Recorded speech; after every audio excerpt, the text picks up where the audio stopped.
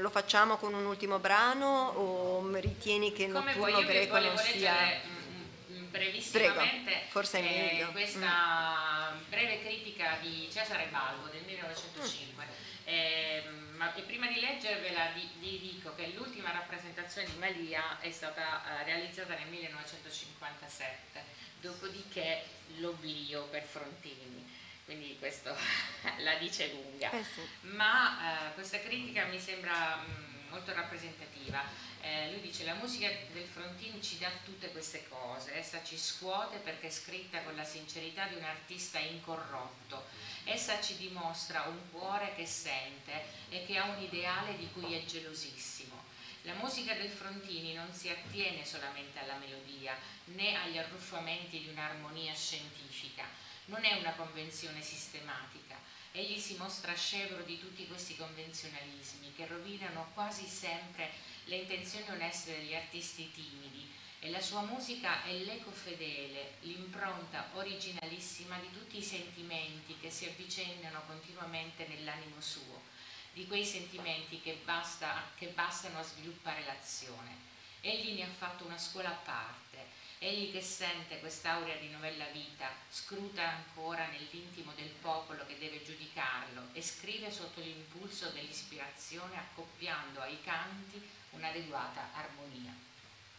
Quindi il giudizio illustre, importante, autorevole, insomma, dà conto dell'intero modo di approcciare la musica e di renderla da parte di Frontini. Ecco, magari ci possiamo congedare col brano. Benissimo. E anche questo è completamente diverso perché ha delle armonie e delle atmosfere un po' diverse. In fondo la Grecia comunque è sempre un po' una radice siciliana, parla sempre d'amore, ma ad un amore un po' particolare.